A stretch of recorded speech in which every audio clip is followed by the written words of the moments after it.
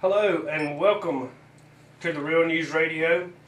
We are joined today with Pastor Gary Frey and Rodney Miller. It is a real honor to have them here. We have been promoting this for weeks and something we have really looked forward to. So we want to just get started today. Again, Rodney Miller, researcher, speaker, and patriot. Pastor Gary Frey did the series in the late 90s and the early 2000s, if I'm correct. The Watchman on the Wall. The name of the series was New World Order, the Luciferian Connection. And I'm just going to go ahead and turn it to them. We've got 2 hours. These gentlemen are a wealth of information, and we want to go ahead and turn it to them and let them get started today, Rodney. Good morning, and I hope all of you will listen well today, and I hope you'll receive this information, and I hope that you'll be able to acknowledge it, look in and find it for yourself.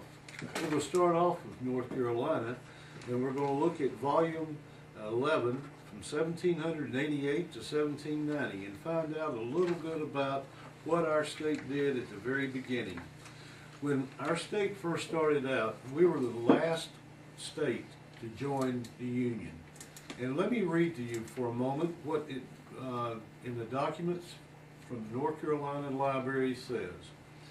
In the vacancy caused by the election of Governor Sam Johnson, he sent a parting message to the legislature on the subject of the state of joining the Union as an event that must be a subject of great joy to our sister states. The apprehensions that led to the doubt and advisability of adopting the new Constitution are referred to, and seek to quiet them by such suggestions as this, that the President, with all his supposed powers of royalty, and the senators with their pretended aristocrat authority, and all the members of the House of Representatives, after several periods in their political existence, will be limited by the Constitution, have expired, and must return to a class of fellow citizens and be amendable for their conduct and fill with them the effect of government that they have administered. Folks, does this sound like what's happening right now? A pretended aristocrat authority and the abuse of powers that have been happening in voting in laws that don't even make sense anymore. Well, if this is what you believe too, let's look a little bit further. Let's look back to the Republican platform for the year 1942. And it said the following: the Republican Party of the state of North Carolina realizes that someday the war will be over. Our great country will be the victor, but the victory will have been won at great cost in lives and property. Hundreds of thousands of our finest men will never set foot upon the shores of our native land. This tremendous cost in blood and money will have been that is turned over to those that come back to a free government where free men and enterprise still prevails. Nothing could be more tragic, more deceptive than for those who return to find a land that had lost its freedom by surrendering it to an emergency, to those who love power so much that they're unwilling to relinquish it when the war was over. Men should not be allowed to die in World War II if those that survive are to be made servants of the state thereafter. America will not be free unless the citizens have equal rights, enforceable and unpacked and unprejudiced courts. And it will not be free if the opportunity to acquire and accumulate property is afforded to the people, and will not be free if any one class of citizenship is deliberately destroyed by taxation. Bear with me one second. For the benefit of another class of American people who are left in a political, economic straitjacket, with their welfares dependent on the whims and theories of the all-powerful state. The Republican Party pledges to those that risk their life for their country a free America after the war.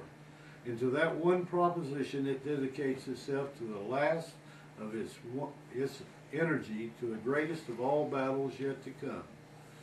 Folks, that was one concept of what was going on during World War II, and what had happened with the war powers. There was another gentleman from the Democrat perspective, and his name was Robert Watson Winston. Born in Windsor, North Carolina on September 12, 1860, he won a Bachelor of Arts degree from the University of North Carolina in 1879, a Bachelor of Law degree in 1881, and in 1929 to 1934 respectively, from Wake Forest University in North Carolina conferred to him the Honorable D.Litt degree, or a Doctorate of Law. He served in the Congress, and he served in the State House, and he was a judge. And his remarks in his biography were, he was opposed to President Roosevelt on the question of the Supreme Court reorganization, regarding it as unsound and un-American in principle. He said, "I do not enter the controversy on the basis of whether the courts are good or bad, although my personal opinion is that the greatest tribunal of all time. But I am considering the matter a change from a constitutional to a totalitarian form of government. We cannot have 6 more justices in the Supreme Court without doing just that. When that happens, government will go into business on a large scale. I believe that the court is good and a friend of the South and a protector of minority groups. But if President Roosevelt is successful in his reorganization plan, he may be taking away from the American people the greatest factor of their liberty, minority protection. The reason the Jews in Germany and the liberals in Russia have no voice in their government is that this form of government does not provide a court deal fairly and constitutionally in all matters." You know, when Roosevelt did what he did, he had total, absolute control. And this total, absolute control went on to even North Carolina. On April 3rd, 1933, the North Carolina changed its laws to where the North Carolina Bar, became a non-profit private corporation. I hope you understand what I just said to you.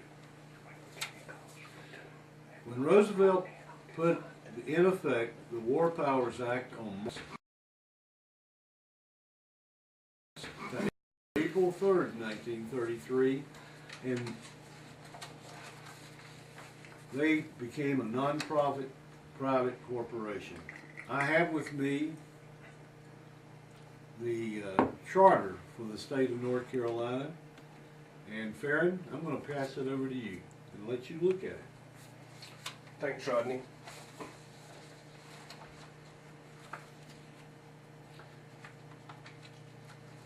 To find out whether or not this is true or fact or false, look in section 210 of the 1933 session laws, and you'll find this. If you're an attorney, please look.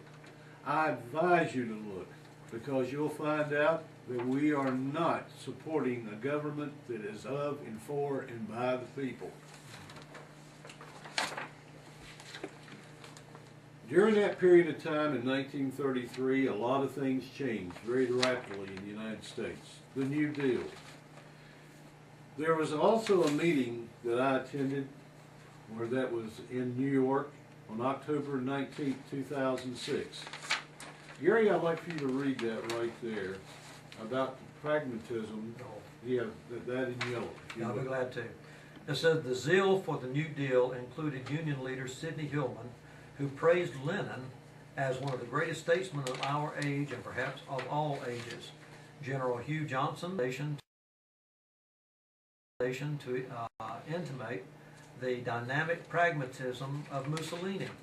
Using the writings of Mussolini, Hillman and Johnson developed the National Labor Relations Board to bind capital and labor into collaborative corporations under state control. A political theory. Right. Okay.